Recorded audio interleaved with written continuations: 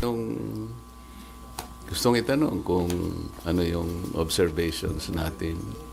Sige, sir, yun muna, sir, yun muna, Assessment. Sa inyo daw muna. Nangyaring Tama. hapon, did you get the information that you wanted to get? Kasi ako, yung anticipation ko nung kahapon is more on opening a new area sana kung saan kami papunta. Kasi alam naman ninyo, matagal na namin sinasabi, dapat puntahan na natin kung sino talaga yung pinakaugat, kung sino yung mastermind. Pero kahapon nakita nyo, it was concentrated on the coordinates. Ako, I was a little bit disappointed, personal ko to. Kasi sa kauna-unang hearing pa lang namin sa Blue Ribbon, sinabi ko na yun, there is a problem on coordinates. So, ibig sabihin, kahapon lang nila na naisip na totoo pala yun. At doon na-concentrate ang usapan. Totoo yun eh. Ang ginamit nila is MYPS, which is multi-year planning and system. Samantalang meron silang PCMA, which is more accurate. Meron pa silang Survey 123. Yun na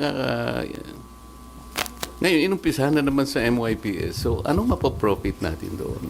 Wala. The coordinates are wrong. The discrepancies, sa kanila nga, mga 2 kilometers lang ang discrepancy. Doon sa ginawa namin, was able to find out a variance or discrepancy between 65 or 67 kilometers to 400 kilometers.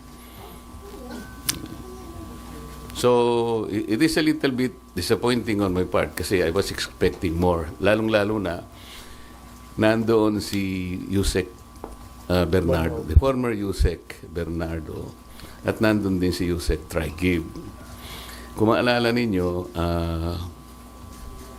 noong budget hearing, in the plenary debates, Senator Ping made a disclosure that hearing ito ng DBCC, Sen. Aimee, if you can recall, he made mention of something like 8 billion pesos, which was the kickback out of 81 to 82 billion pesos na nanggaling dun sa operation ni Yusek Bernardo.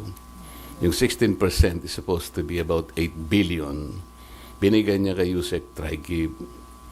At sinabi pa niya doon na parang nag-switch sila ng armored van park in the parking lot or parking space of Diamond Hotel. I was expecting na sana doon pagharapin. Trigib, as you have, Yusek Trigib denied it on the questioning of Senator Kiko. At sabi pa ni Senator Kiko, that's a general denial. Alam nyo, sa abogado, pag sinabi mong that's a general denial, meron pong ibig sabihin yon. Ang general denial is a negative pregnant, which means it is equivalent to admission. So sana, nandun sana yung tanungan. Nandun si Yusek Bernardo, so on questioning of Senator Kiko, so ibig mo sabihin, nung dinideny mo, di nagsisinungaling si Yusek Bernardo. I can say that, sabi niya. So si Yusek Bernardo should have been allowed to explain. O, ginawa kang sinungaling, ano masasabi mo? Sana. Wala yun eh. Sir, and Sen. Aimee din. Yes. What do you make of yung 2 witnesses supposedly who established the link between Colonel Diskaya and former Speaker Martin Romualdez dun sa pagbili ng bahay sa South Forbes? May nabuo ba doon? Wala din. Wala rin. Sige, ikaw na, Sen. Narinig mo din. Gusto ko lang i-rectify, umattend ako nung unang hearing na chair na si Senator Lacson. Tapos, nag-represent ako ng ating bansa sa Korea sa second hearing. Kaya lang nadismaya ako dun sa pagtestigo ni Sergeant Gutesa. Nanood ako, pare-pareho lang. Sila na rin, kahapon, yun na nga, yung dalawang kasambahay, sila na rin ang sumasagot para sa dalawang kasambahay. Wala rin na tutukan, wala rin na bunyag. Ayaw ko sanang magsalita ng makakasakit o makaka-offend sa aking mga kasamahan. Pero yun naman ang nakikita ng mga Pilipino. Nakikita naman natin na parang wala namang pagtutuunan nito. Nalulungkot tayo, binoboses ko lang, nakikita. Imbes na yung mga may kasalanan ay ang matakot. Ang mga nag-iingay pa ang sinisindak. Parang baliktad na Kaya medyo nakakalungkot. Nais ko rin ipakilala at ipakita sa inyo ang napakaganda at mahabang report, minority report po, na ginawa ni Senator Marcoleta noong December 10. Ginawa natin. Ginawa naming lahat. At noong December 10, baka hindi pa ninyo nababasa, mahirap basahin, mahaba Ngunit gusto ko sabihin at idiin na lubos ako sumasang-ayon dito sa minority report na malinaw nitong punto na ang pananagutan ay hindi dapat nakatuon lamang sa implementing agencies, sa iba't ibang kontratista, sa kung sino-sino lamang. Tama ang diin ng report na ang tanging isang komprehensibo, patas, walang takot na investigasyon lang ang makakatsak na tunay na salarin. Yung mga mastermind ang dapat managot. Sang-ayon din ako sa obserbasyon ng minority report namin na yung bigla ang pagtigil ng investigasyon patapos ang testimonya ni Orly Gutesa ay nagdulot ng pagduda sa tunay na layunin ng report. So, when a finger points to the moon, we have to look at the moon, not the finger. Dahil dito, hindi ko maiwasang ituro na may mahahalagang leads. May mga critical leads na ang ating mahal na chairman na hanggang ngayon hindi pa tinutugunan ng komite. Naging malawakan ang pagtutok sa DPWH, mga piling contractor, mga ilang senador, ngunit tila napalampas sadya o hindi ang posibleng ugnayan na maaring tunay na nagplano at nakinabang sa scheme. Noong 14 November, ang dating chair ng APRO, si Saldico, na maituturing isang maraming direktang kaalaman, ay nagsimulang maglabas ng serye ng video. While some may argue that Saldico's videos are inadmissible indeed in a court of law, it should be clear that the Blue Ribbon Committee of the Senate is not a court. Its proceedings are investigative, not adjudicatory. When allegations implicate the highest officials of the land, including the president and the most powerful political figures from 2023 to 2025, it is not the duty of the committee to pursue, to investigate, and to verify these claims, rather than to dismiss them outright. Kapag si Saldico, ang mga Diskaya o si Orly Gutesa, parang isinasantabi na lamang. Samantalang yung mga nabigyan na ng pangalan, hindi naman pinapatawag si Paul Estrada, Mark Tiksay, yung Golden Pheasant na holding company ng iba't ibang pag-aari ng dating speaker, si Jose Raulito Paras at yung iba pang abogadong ginamit na nominee. Bakit lahat yan talagang hindi naman pinapatawag? Samantalang yung mga testigo ngang ito na nagtuturo sa dating speaker, pinatawag nga dapat si speaker, hindi naman pumunta. Ang balita, nasa Cebu lamang, ni hindi hiningan ng formal na statement sa kanya.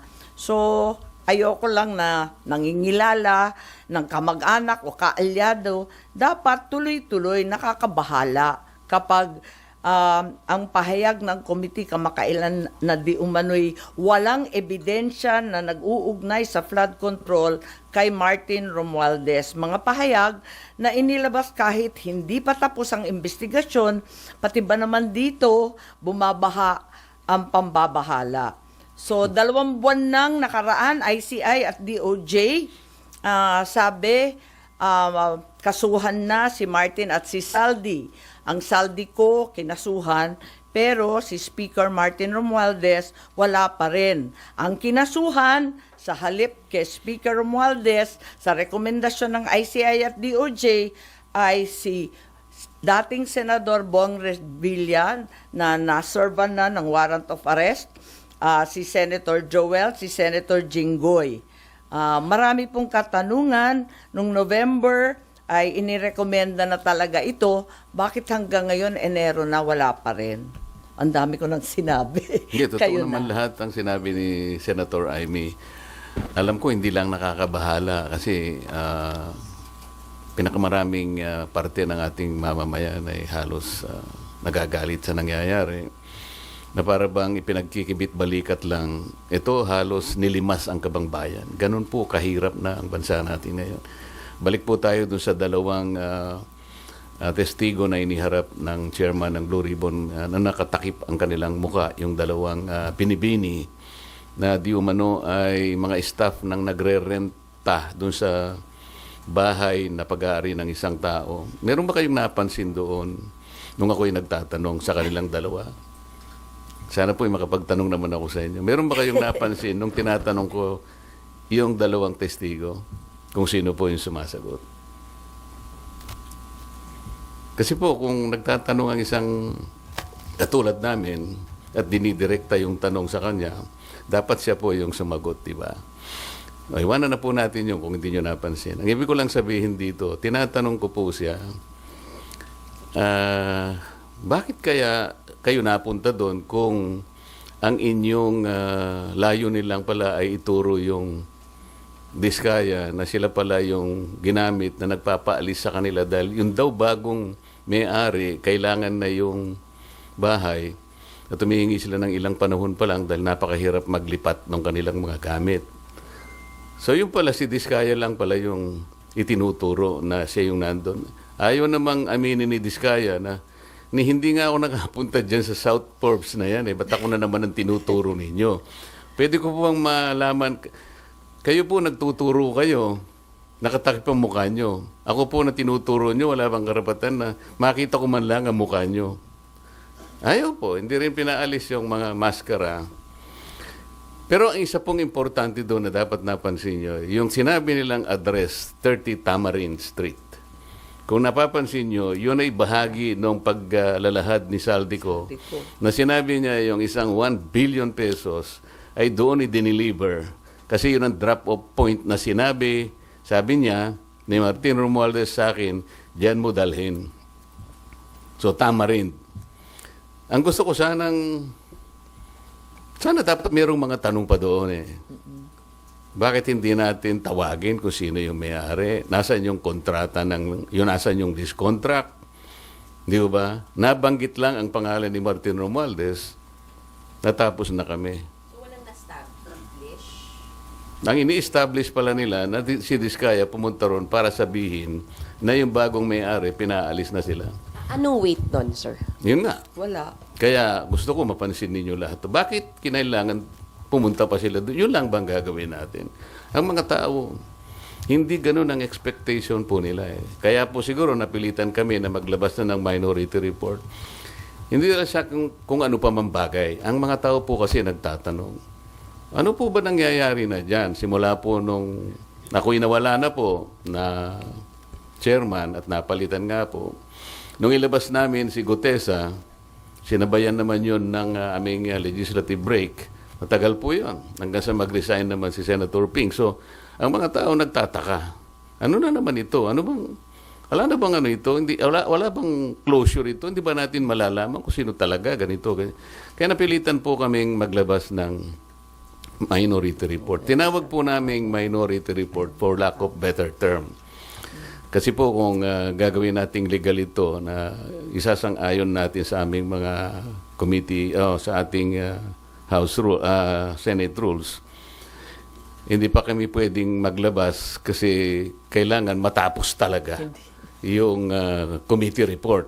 Hindi naman po kasi namin malam kung kailan ba talaga matatapos ito. Kasi nakalagay sa rules namin, kung merong dissenting or concurring opinions, ay isasama na lamang doon. This is neither a concurring or dissenting report. Kaya tinawag naming minority report sa pag-aakala naming magagamit po ninyo. Nandito po yung aming observations, meron kaming findings, nandito yung issues, nandito yung mga recommendations namin, nandito po yung set of possible legislative measures na pwedeng at ginagawa na po namin na pwede naming i-file in aid of legislation. Meron pong mga potential personalities na pwede pong kasuhan. Ang totoo niyan, meron po kaming, ayan po, Listahan dyan sa likod. nakalagay Oo. po rito Ang totoo po, itong minority report na to, I had a chance of disseminating this for the first time on December 11, 2025. Meron po kasing forum sa Quezon City. It was held in MICE Center in Quezon City. I-CARE po yung host. I-CARE means Interdisciplinary Conference on Accountability, Reform, and Engagement. Ito po ay hosted by the NCPAG of the University of the Philippines. UP. I was one of the panelists, kasama po si then Chairman Popoy de Vera, andun din po si Congressman Erice. I recall that political analyst Malu Tikia was there also. And I think the Dean of the Political Science Department of the University of the Philippines. So sabi ko, dahil kaugnay naman po sa pinag-uusapan nating transparency, accountability, and reform, I took advantage of leaving one copy to the Dean of NCPAG. Pero meron din po kayong mga kasama doon. Hindi lang ganito karami. But I thought that there were media practitioners there. Sa minority report, It- pwede malaman sino-sino po yung gusto niyong pakasuhan sa Hindi, minority report? sana, nandito po. Kayo na po Nandito. ang... You will give us a copy, sir? Pwede po. Yes. Pero sir, pwede po, kahit quick rundown para sa inyo po magalit. Yeah. Ano yung recommended po kasi? Hindi mahaba ito. Hindi ako nagre-recommend. Yung evidence ang nagre-recommend. Kasi lahat nyo, mapapansin ninyo, I headed 3 investigative hearings, public hearings, when I was the chairman. And then, yung huling 3, si Senator Ping na. Kaya this constituted 3 hearings all in all. So we utilized the same resource persons, the same witnesses. We relied on their collective and individual testimonies. So, kaya namin na itong findings na ito. So, sino po yung highest official or most prominent personality na rekomendado po ninyong kasuhan? Merong question mark Oh, may nga sa question ano mark. Question mark. makikita nyo rito yung mga kung para naman may konting suspense. Kayo nang tumingin. Sir Toya, for soundbite purposes sana for TV, may we get the names of who you want to be charged to sana, sir? Sound bites. Hindi po kasi, sir, kailangan Kasi namin mag-guide. yung arrows kasi baka Alam naman ninyo yung kung arrows sino-sino. po nakaturo kay Speaker Romualdez. So it's safe understanding po. Yung arrows kasi, base sa nagtuturo sa kanya at mababasa nyo na sa kanilang mga testimonies, Sa testimony. individual. Talagang, for example, Gutesa, tinuro si Saldico and Martin Romualdez. Si Diskaya, nabanggit din ang pangalan ni Martin Romualdez. At yung mga iba, si Alcantara, si Bryce Hernandez, pinagtuturo kung sino-sino at papunta lahat sa direksyon ni Martin Romualdez. Sir, yung balikan ko lang po yung 30 Tamarin. May balak po ba kayong ipasubpina yung ownership records ng 30 Tamarin, pati yung registration papers ng Golden Crescent at saka yung pabalikin yung dalawang witnesses at patawag yung original owner and yung renter supposedly na employer ng dalawang komestigo kahapon dahil siya yung naapektuhan ng mabili yung bahay. Hindi ba very logical na dapat ganun ang gawin? Bakit? Palagi ko naman, baka ganun ang gawin ni Senator Ping. But would you- Naasahan namin na yun ang gagawin. Para dire-diretso na, would you take the initiative para... Kung yun ang rekomendasyon nyo, i-recommend natin sa Blue Ribbon. Sen Aimee and At Sen... palagay ko, may recurring names, yung pangalan ng mga abogado na kasulat na proxy, hindi lamang sa 30 Tamarin na ulit-ulit na binabanggit, kundi dun sa foreign properties din. Yung Soto Grande yata, andun pa rin yung Attorney Paras at yung iba't ibang law offices na alam natin. USEC na rin ng DOJ, si Senator Andres. Yusek Andres, di ba? Jess Andres. Pero hinihintay ko nga sana kahapon kaya nandun ako. Kasi initially parang ayaw ko na muna. Kaya lang dahil nakita ko sa listahan nandun si Yusek Traigib at nandun si Yusek Bernardo. Baka ka ako dito magkakaharap itong dalawa. Tama. So naghintay ako doon. And then naisip ko nga na sinabi nga ni Senator Ping during the hearings sa budget, sa plenary debates ng DBCC, talagang sinabi niya yung 8 billion na binibigay ni Yusek Bernardo kay Yusek Traigib. At si Yusek naman binibigay kay Adrian Bersamin. So iniisip ko, baka kako dito magkakaharapan, makikita natin yung tanungan kung saan papunta. Because ang sinasabi natin, di ba, wherever the evidence will lead us. Palaging ganon. Bakit wala si Adrian Bersamin? Sen Aimee, and sa inyo na rin po, Sen, isa na lang po. Bagamat di naman po kayo pinangalanan kahapon, pero may mga pasaring si Senator Lacson dun sa mga nangmamaliit, nangiinsulto daw sa Blue Ribbon hearing. Sabi niya, shut the F up. Sabi niya, your noise will not silence the truth. Neither does it provide any help in our investigation. Your noise cannot convict and won't even indict the malefactors of this flood control mess. Your comment on it. Sa palagay ko, hindi naman ako yun. Kasi alam ng kahit sinong senador na hindi pwedeng utusan ng kapwa nilang senador. Sa Senado, hindi naman pwedeng maghari-harian o magreyna-reynahan. Palagay ko, hindi rin ako yun. Hindi rin ako yun. At alam ko, hindi ako ang pinatutungkulan yun. You don't feel alluded to? I don't feel alluded to. Sir, bakit hindi nyo po ipinurso yun? Kasi as you correctly pointed out, dapat nadikdik din si Yusek Traigib doon sa supposedly kaugnayan niya kay Yusek Bernardo. But hindi nyo po pinurso yun kahapon? Pati yung kay Maynard mo din po? Kasi hinihintay ko nga na sila dapat ang pagmulan ng pag-uusap. Kung ako yung palaging nagtatanong, baka naman ako yung maingay na naman. Ayoko nang ako yung magsimula. Inisip ko lang na nando naman, nung sabihin ni Yusek Traigib na,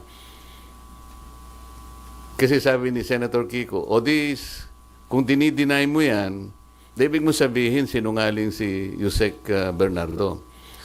Masasabi ko pong ganun, sabi niya. Sana nag-react di ba, si Yusek Bernardo. Bakit hindi siya nag-react?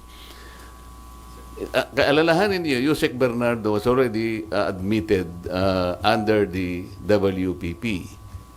Kapag ang isang witness ay liar at hindi siya kumibo, baka ma-discharge siya as witness. Hindi niya ba kayang ipagtanggol ang kaso ng Estado? You should remember that the state must be assisted in prosecuting its cases. Mabigat ito, kaya nga tayo kumukuha ng testigo that will be placed under the WPP. Yun po yung pinaka-prinsipyo. Palagi kasing sinasabi ng iba, si Marculeta, palagi niyang dinidepensa si Diskaya. Mali po yun. I'm only trying to point out na gusto kong gamitin kahit sino. Nagkataon lang si Diskaya lang ang matapang out of the initial 15 contractors. Kaya ganun po nangyari.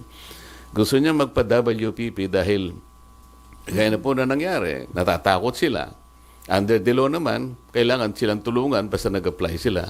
Nagkaroon nga ng problema lang na pinipilit ng DOJ yung restitution na siya ng Hindi kami magkaintindihan ng taong yun sa restitution. Alam naman niya na hindi totoo yun. Kaya palaging ganun ang usapan. At siya rin alam niya, under the WPP, ang sinasabi na confidential lang ay yung proceedings of the application, as well as the action taken by the DOJ in relation to that application, because that's under Section 7. Under Section 1, kailangan panatilihin mong confidential yun, otherwise you'll be penalized. So, pero kung pag-uusapan ay questions coming from us, hindi niya pwedeng gamitin yun. Tapos sabi niya, wala raw silang sinasabing restitution. It was no less than the then Secretary of Justice who floated that idea. Hindi namin basta-basta i-accommodate yan. Kailangan bayaran niya yung kanyang mga pinagnanakaw. O yun ang pinagbasihan naman ng ating Senate President ngayon. O yun nga naman, sabi niya, sinabi ng Secretary of Justice, kailangan magano sila. Pero wala po sa batas yun. Wala talaga. We need to get more of these people kahit na mahirap, kasi nga kailangan nating ma-identify yung ugat, yung pinakamalaking isda. Eh kung wala kayong protection na ibibigay sa kanila, ba sila magsasalita? Initially, he mentioned 17 congressmen. Meron po bang pinatawag na 17 congressmen? So, saan tayo pa? Ano sabi nila? Co-buddies.